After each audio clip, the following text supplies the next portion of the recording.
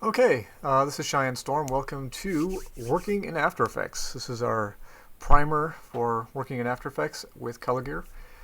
When you open up After Effects CS5, CS4 doesn't have this screen, I don't think, anymore. Um, the main program will open, which looks like this, and then you'll get this little pop-up window, which I've never unchecked, just because it always lists like the last 5 or 6 projects I worked on, so I can just click on the one I want to go to, and then we're good. But we're going to start a new one, so rather than we can do new composition or open project, or you can just click close, and a new project is already opened up, and you'll start here in the project window. So let's cover a couple of basics. This is the project window. This is where I've put the effects controls window, but I don't know that it defaults to that. In fact, let's do this. Our very first lesson is workspace. Um, let's save this one. Let's call it a new workspace. And I'm going to call it Cheyenne because I will remember this is the way I like to work. Okay, so that should show up now on my list of, there it is. Okay, so let's go back to standard. Okay, so it looks like I am using the standard pane itself, which has got your project window here, effects controls here, your composition window. This is actually your viewer, the timeline, which for your composition, which is down here, your render queue, which is where all your renders will end up. You've got your motion tracker. This is for characters and paragraphs. I'm actually going to change this. I'm going to move the tracker up here. So the way you do that is you just grab the tab, and then you can place it here, or you can place it here. Now that puts it in this list. Whoa, how do I undo that? I guess I can't. Okay, let's put the brushes back in here. So I'm going to pull this out so you can see this a little better. I'm going to grab the character tab and drop it down here with paragraph, so I have all my text in one place. Now I have the tracker up here with the effects and presets, which is where ColorGear will show up once you have it installed. In fact, if we go to user presets, there it is, ColorGear, ColorGear toolkit, and there is all of your gears. Okay, let's push this back. And you can just grab these, move them around, make them any size you want. I like to keep them kind of small. Or what you can do is you can drag them off of there. Oops. Drag them off, and obviously you can put it there if you want it. Let's put it back over here. Or you can undock the panel, or undock the frame. The frame is this whole area section here. The panel is the effects and presets panel. So if I undock the panel, there, now it floats, and I can put it anywhere I want it. I can have it float up here. This way I have my gears floating away from everything else. If you're working in with 2 monitors, which is the way I like to work, what I normally do is I have a TV up above the computer or my laptop when I'm using my laptop, and you can take this window and actually move it up into off of this monitor onto the other monitor or TV, and have it fill the frame, and then that way you're actually working on your monitor and you have all this space to use as a workspace. And then you can get really creative with where you put your panels, and you can grab your timeline and stretch it up so you have more access to your tracks or layers. I'm going to dock this back in here,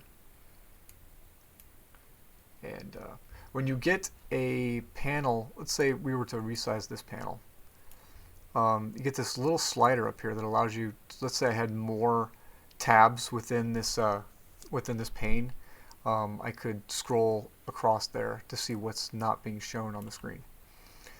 So that's the basic layout. That's how you adjust it. You can just play with it. You can set it up any way you want. You have all these windows: motion sketch, paint, the smoother, the wiggler, the tracker, and you can choose to show or not show those just by clicking audio. Let's bring that up. So audio comes up over here in the info pane. And it can show you, you can mix audio if you have audio on a track from here. So a lot of helpful little tools. You'll notice that when I move my cursor around over here, this X and Y is showing me coordinates. But if I have an image in here, it'll actually show me the color values as well. So let's go ahead and load in some footage.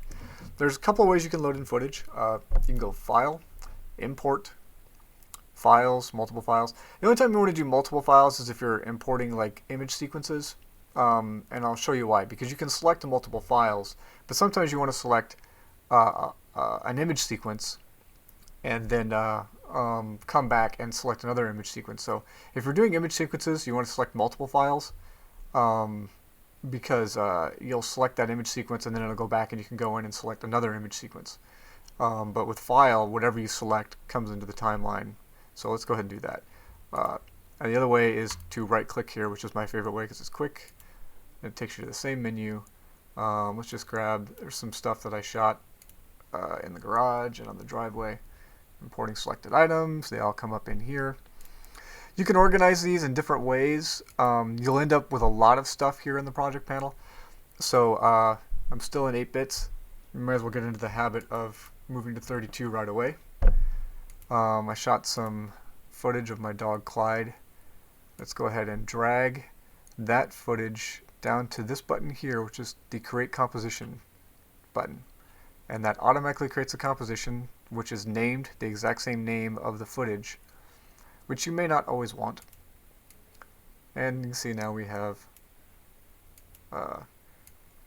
this was on the smooth setting, so it's really blown out and washed out. But you may not want to keep this name, so let's show you how to rename the composition. So you right click it and go to Composition Settings, and this pane pops up. And you can see it's 1920 by 1080. Square pixels. Always work in square pixels when you have a choice. And you can, let's say if you bring in something that's not square pixels. In fact, let's close out of this real quick. Let's say that this was not in square pixels. I could go into Interpret Footage, Main, and you have all of your different interpretations. You have DVC Pro HD, Anamorphic, HDV, and you can select one of those to fit whatever your squeeze is on your footage or whatever aspect ratio you need to accommodate. You can change the frame rate, especially with image sequences. Sometimes image sequences will come in at 2997 or 30 frames a second. You'll want to conform them to 2396 or 2398, which is 24 frames a second.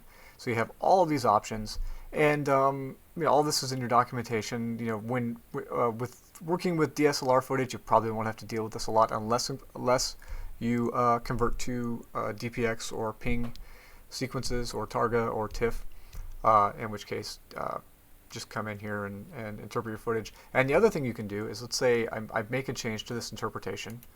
You can right click that footage again and go to remember that interpretation. And that way it remembers all those settings, and then you can go in and select all of your footage and by shift click select all, and then say well, right now it's not letting me because I have a composition selected. Wow, that's a bug. Please fix that, Adobe. I could go apply interpretation, which would change this footage to the same frame rate and interpretation settings as the clip that I saved when I remembered the interpretation. Okay, and when let's say you're creating a lot of comps. Let's say you're dragging this down here and you're creating that comp and this one here and this one here. Okay, so now I've got all these comps down here, and I have a bunch of comps, and you'll end up with a lot of comps and solids and footage. You can right click, new folder, footage. I can grab all my footage by command clicking or control clicking if you're on a PC, and drag all that into the footage folder. Create a new folder called comps and grab all my comps and move them into the comps, just to stay organized so you're not having to scroll and sift to find everything. But like I said, maybe this comp, so just actually shooting my desk here. Maybe I want to call this desk. So you right click the tab, go to composition settings, and I'm going to rename this desk. And since I like to work 235 to 1, that's just my aspect ratio that I like to work in because I feel it's more cinematic than 16:9. So I always shoot with that in mind. A really quick way with 1920 by 1080 to get to 235:1 is to change this number. Just click it and type in 818, which is my area code, by the way. And you can see right here it tells me that is a perfect 2.35:1.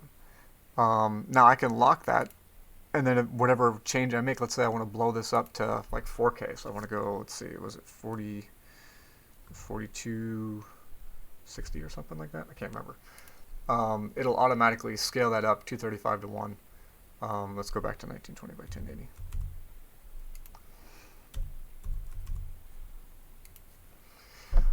You can change the duration of the composition, which will not change the duration of the clip. Just think of this in terms of like a sequence or editing timeline. You can change the start time code. You can. This is your preview. This is what your settings are going to be. You can see this says full down here. If I want to change this, I can change it here. I don't know why you'd want to. You're better off just changing it with this pull down tab. And you can change the background color. So if you have any transparency, you can put like a checkerboard, or you can put a different color back here. And then preview does exactly what I said. So if I'm at 1920 by 1080 and I'm changing this, and I want to preview what it looks like back here, just click. That's by default it's already checked, but then it'll show me, okay, that is cropped accordingly, and we're good to go. And so then you just click OK, and now we are at 1920 by 1080. Now, some of you have seen in my tutorials and demos numbers up here, and the way you set those numbers is by holding Shift and then typing one of the numbers, one of these numbers actually, how convenient, up here along the top of your keyboard. So if I want to set the number 1, hit Shift 1, and it brings up a nice little number 1 right here. And that allows me to, if I'm moving around, taking a look at footage, and I go, I want to go back to that one spot. Well, I've got it marked, so I can see that this is actually me shooting grading red footage. So maybe I want to mark that. Maybe I want to go right here and hit Shift 2 and mark that as 2. And I want to go back and see what my keyboard looks like, and I want to see what. Then I can tab back and forth just by just tapping these numbers up here, not the numbers that are going to be over here on your number pad. Those have completely different functions. The only one you really need to remember for now is 0, because 0 will render your preview for you. So your preview area is from this work area start to this work area end. Now let's say I want to change that start and end point to where this keyboard is and where that red footage on the monitor is. I will just move the playhead, move it to 2, and move it to 1, and if I hit the letter B, that sets my begin point, and if I move to 2 by tapping 2 and then hit the letter N on my keyboard, that hits out point. So the good way to remember that is beginning and end, B for beginning, N for end, beginning and end. Those set your in and out points, and then when you set this to render, it'll only render from this point to that point, because that's the beginning and the end. And it'll also only preview. So your preview pane is right here. You have what's called a RAM preview option. You can set the resolution. Obviously, the lower the resolution, the longer your preview will be, and of course, the quality will go down considerably. And full will show you exactly what you have. The only time I usually work in like half or third, sometimes in a quarter, but you'll see, like if I were to go to this and change this to 100%, this is nice and crisp and clear. This is set to full, but I want to go really fast. I want to be able to scrub this timeline, so I'm going to go down to a quarter. You see this dithers out quite a bit. I mean, it's really fuzzy. I can't even tell if anything's in focus or what's really going on in here. But I can go down to my timeline and I can scrub this timeline. Let's say I want to scrub to, I don't want to scrub back.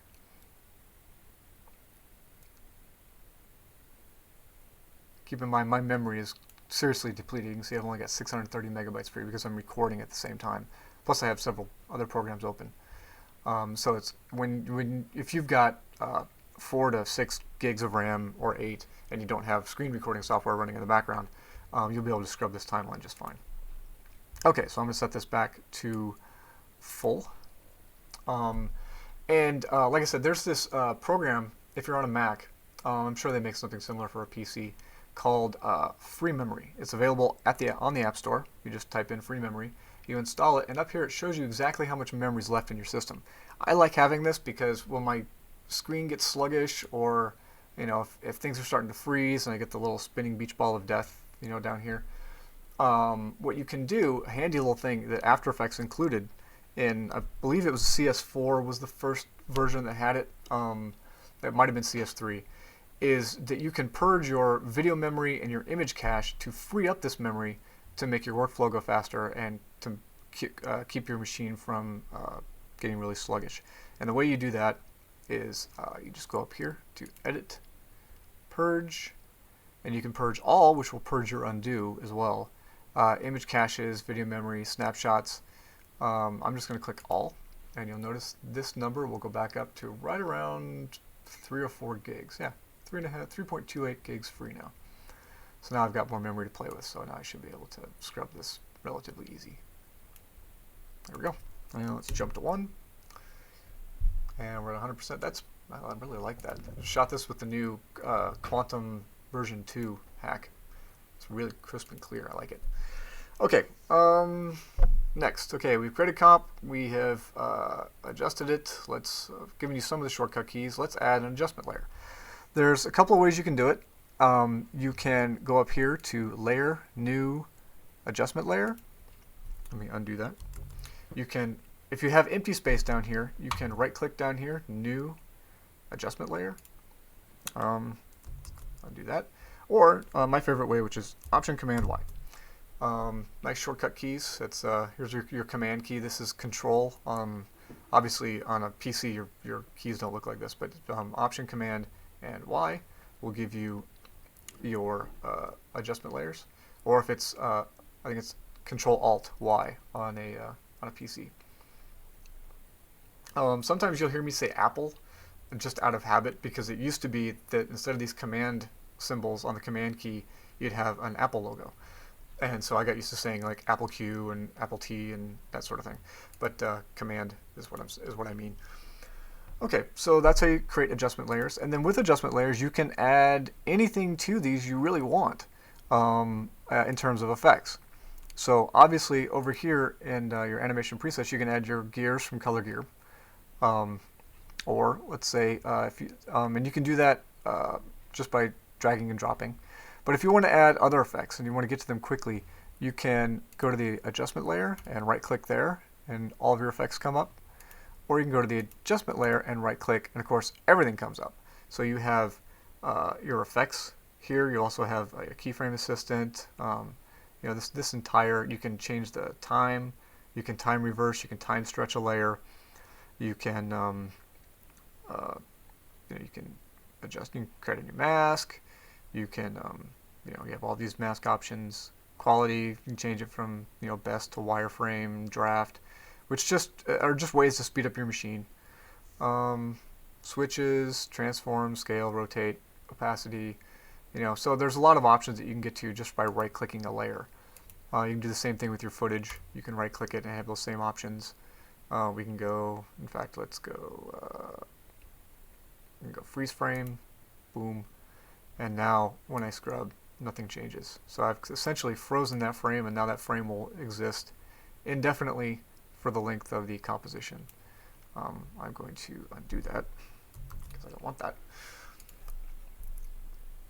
Okay, I've covered some of the shortcuts and the effects. The info pane, I talked about this earlier. See how it gives you RGB and alpha? Now if I move if you just watch over here. As I move my cursor around, you can see that the RGB, that this box changes in color and the values change. This is a good way to tell you exactly what the value is in a particular area. Let's say I have something else that's white. Believe it or not, this keyboard is actually white. And I need to color match it to this. This is a quick color lesson. I can make note of these settings over here, or what I can do is this right now. I can leave this here. I don't know what the shortcut is on a PC to do a screenshot, but on a Mac it is Command-Shift-4, and that's this number 4 over here. So if I leave this here and don't move it and hit Command-Shift-4, I get these crosshairs. So now I can go over here, I can take a snapshot of these values, and then I can go to my desktop and screenshot, go back to After Effects, boom, and tab over to, whoops, tab to preview. And so now I have access to those numbers, even though in After Effects, and I can say, okay, let's leave that here. Let's say I'm in another shot somewhere of something that's white, maybe this piece of paper, and I want to match these numbers to that number. Well, then I can start coloring, like do a color match or a white balance to try and get the white of this to match the white of the other frame. It's just a quick way. It's not the best way to do it. There's better ways to do it, but After Effects, until the next version, until CS6, will not have the scopes that you're going to want to use to do your basically your technical grade. There's two kinds of color grades. There's a technical grade or technical pass, and a creative grade or a style pass, as it sometimes is called. And basically, the first one is just getting all your shots to match in terms of all your cuts and white balance and color temperature, etc. And then you want to go in and actually create your look afterwards. So you do your tech pass and then your style pass. So let's say I want to render this. Let's say we're done. Well, we didn't really do any color correction. Let's add just a really quick. Let's go Cinegamma. Okay, go back to 1. Let's A/B that. Let's say that's the only adjustment we want to make. I kind of warmed it up a little bit. Maybe we add another gear. Option Command Y, and we go into maybe a 3-way. This 3-way is already preset. Yours won't be. Oh no, I've already reset it. So this is exactly what yours will be. And let's say I want to do a simple, like you would do in Colorista or in Final Cut Pro, your 3-way color corrector.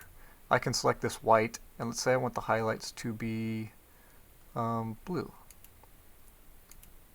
You can see it. There's a little preview there. Maybe I want them to be really blue. There's not a lot of highlights in this. This is pretty evenly exposed. So and then I want the midtones to be kind of a yellow-green-ish, maybe a little bit more.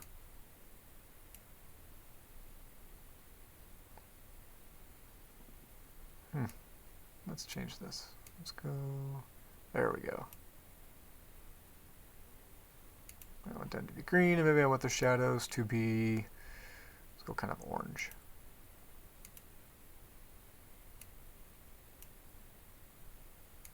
Boom. Okay, so that versus that. I can change the strength of this. Let's pump it up a little bit to, let's say, 100. There. You really can see all the grime on my keyboard. Nasty. In fact, that's probably a little intense. So let's back it off. Let's do our first little gear adjustment. Let's go to the opacity of this layer. Oh, I didn't label this, did I? All right, let's call this 3-way. And this is our Cinegamma. And let's mix the 3-way down a little. It's a little intense. So let's bring it down to about right there. So about 60, 70%, 74%. There, I like that. Let's say I want to render this now. There's a couple of ways you can do it. You can go up to Composition and click Add to Render Queue. or you can do the shortcut, which is, I always forget if this key over here that's off screen is the slash or the backslash. So I'm going to call it what it would actually be when you use this, which is Command Shift question mark, or Command Shift slash, as it's technically, but once you hit Shift, isn't it really a question mark? So just so you don't confuse the slash with the backslash, which is that other key over next to your brackets. Command Shift slash or Command Shift question mark, or on a PC would be Control Shift slash or question mark, and that will automatically add that to the render queue here. So now desk has been added to the render queue, and I have my default set to 444 linear off. This is very important. If you pay attention to nothing else, pay attention to this. I'm outputting desk movie to my new demo folder here. That's fine. And I'm using a setting called 444 linear off. Now what this is Apple ProRes 444, because I'm working in a 32-bit color space. My format options are 444, best quality. You can set keyframes if you want. I don't really bother with it, because with ProRes you're in pretty safe waters. I'm not resizing, I'm not cropping. Audio output is just standard 48:16. You can change that to whatever you want. Click the options. You can go uncompressed. You can add a codec if you like. Okay, but the linear off portion, and this is the most important part, is color management. You have a lot of, you can preserve RGB, and that will do the best to try and preserve your RGB. I find out it doesn't really work that well. So what I like to do is, this is usually on for 32 bits per channel, convert to linear light. You want to turn that off.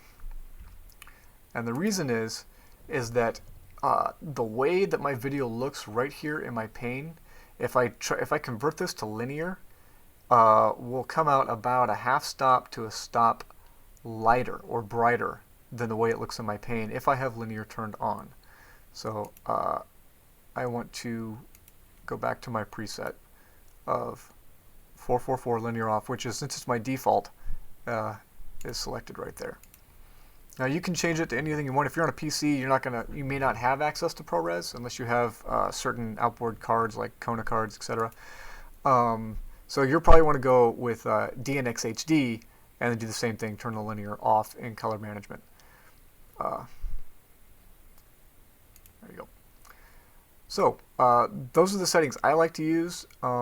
It does create a large file, but not nearly as large as uncompressed, and the quality is equal to that of uncompressed video. ProRes is an outstanding codec. If you have the opportunity to use it, use it. Okay, so and then you just hit the render button here. What I like to do when I render, because while you're rendering, this frame will update each time it is rendered out, so it'll render frame as it goes down, which will slow your machine down. A couple things I like to do. I like to hit the caps lock button, and you'll see, and when I go up here to edit and purge, now I want to purge my memory because I want to have all that memory that was being used to preview all of my video. I want that available now to render with. I will purge everything. And you can see it says here, refresh disabled, release caps lock. The refresh is disabled, so that means all of my memory now, which has been freed, is now available to render my setting, and then I just click render and it'll render that video out. So that is your basic primer on how to work in After Effects. If you have any questions, email me at colorgear@gmail.com, and I will see you next time.